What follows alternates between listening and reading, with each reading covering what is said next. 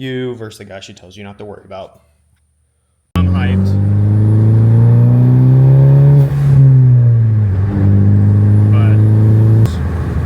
But see, that was yes. I know that didn't look like nothing to you guys, but before that bump was horrendous. What's going on, guys? Welcome back to the channel. My name is Michael. This is my 2016 Focus ST. And in previous videos, if you've been following along or if you're new, I broke the rear suspension of my coilovers. Now that Silver's reached out, now that they sent me new parts to fix the top mount on this strut, along with shorter replacement springs in this box right here, let's see how it looks. Also, for those that are new, the reason for this is because my top mount broke. And they're thinking I had too much preload on the springs. Now, when I first installed this 3 years ago, if you see that video, I mean, I only have 2,000 views on it, whatever. I really didn't understand how to install coilovers properly with preload and everything.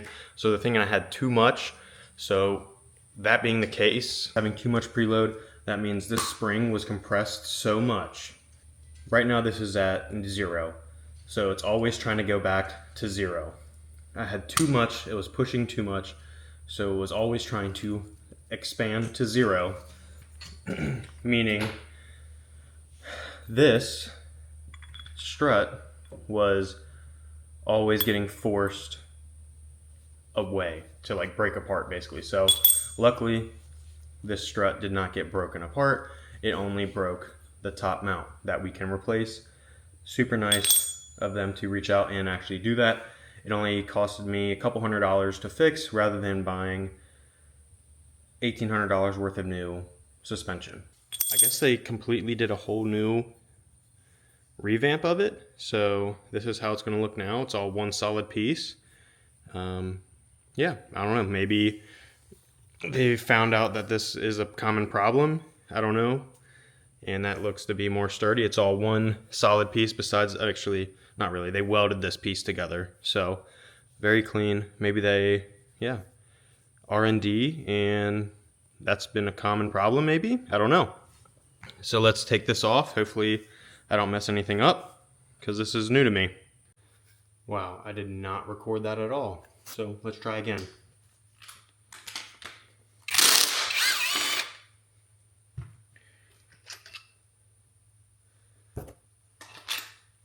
Old setup, unscrewed it, pop off, washer, new one, on there, washer, bolt,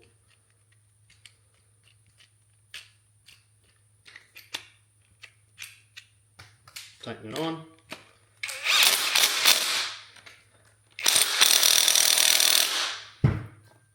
and good to go. I'm going to work on getting the stock strut and spring out. So that's 2 bolts at the top holding in the top strut. You got the 1 bolt holding in the bottom of the strut right there. And then this bolt on this side right there holding in the spring. So I'll update you guys all once we got it all out and putting in the new one. All right, so here's a little spring difference. Stock. The one I got, or originally bought, is a 9K spring. I think it's, I don't know, 7 or 8 inches. This is now an 8K spring, so a little softer.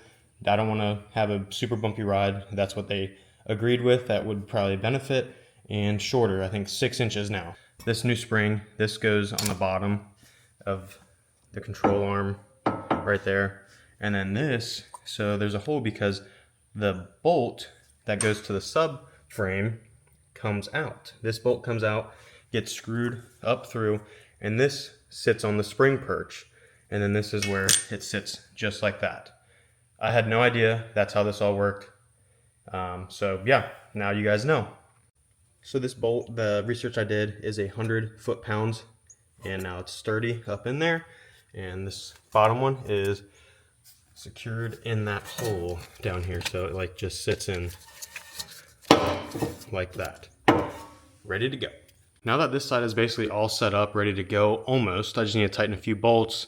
I need to work on the other side before doing the final touches. So my understanding is this spring sets the ride height of the vehicle, while the strut pretty much just adjusts for the preload, and you need at least a 1/4 inch or 5 millimeters of preload on the spring. I have the driver's side all buttoned up basically, just about. This is just hand tight for the adjustment, or the whatever locking nut or screw, whatever you want to call that. I got 5 millimeters or a 1/4 inch of preload. I'll show you on the other side once I get that done. And this adjustment spring boot or whatever is set from the spring perch to the top of this 1 inch. So we'll see how that looks once we lower it and get the rear end links and sway bar back in, because it was a whole lot easier adjusting all this with it all disconnected. And luckily, at the same time, I'm upgrading it. So if you are in the market of coilovers, go ahead, and I know it sucks, but spend another couple $100, get end links and a rear sway bar, do it all at once, and then be done with it. And do it the right way. As I mentioned, I was going to talk to you guys about preload. This right here is negative preload, not enough. So I need to get it to 0. I'll show you what I mean by 0. So, for example, too much movement. We're trying to get to no movement. As I tighten this, you can see that spring starts to come up to the, like, have no gap here. And then, a little bit of play still. Bring it back up.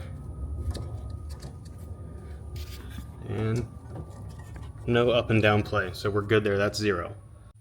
All right, as you guys can see right there, got it measured up.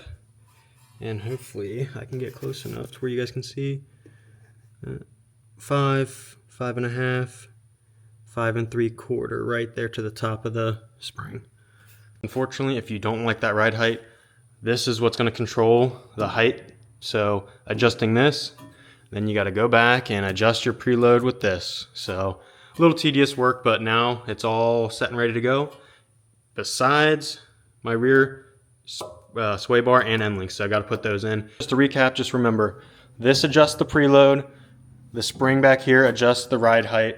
And the reason why I did this, like I mentioned over there, is to see how it'll look. So I'm about to button everything up, tighten this locking collar up here, check all the bolts once over again, and make sure it's all good on this side like I did the other, and take it out for a drive, and we'll see how it sounds. Maybe it sounds better, sounds worse, maybe I have something loose, we'll see. All right guys, first initial impressions. I mean, I should have been recording them, but I didn't, because I didn't want to flip out on camera. But my goodness, all right, here's a bump. Usually that's pretty bad. The front's gonna sound bad because I still need to dial that in. But that felt way better than it did ever before. So once you understand, and you're not ignorant and stupid about how to properly install coilovers and put the proper amount of preload on the springs, it feels amazing.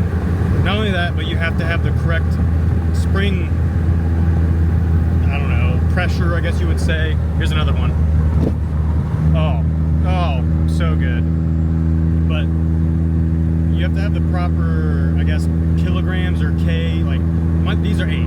The 9s were pretty stiff. They have even more stiffer ones. I think they have 10 or 12 or something. I don't know. I want it to be stiff, along with being stiff. The upgraded sway bar, nuts. That is insane. So I'm gonna keep driving a little bit, then I'm gonna raise the car up, check the bolts again, make sure they're all tightened down. And then once they're all tightened, we're good to go. I just need to do the fronts. So I'm hyped.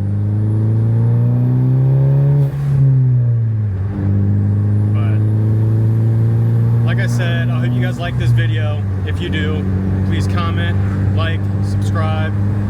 I hope this video actually helped you guys feel more confident with installing coilovers, fixing your coilovers, understanding preloading coilovers. See, that was, yes! I know that didn't look like nothing to you guys, but before, that bump was horrendous. All right, guys. I'll catch you in the next one.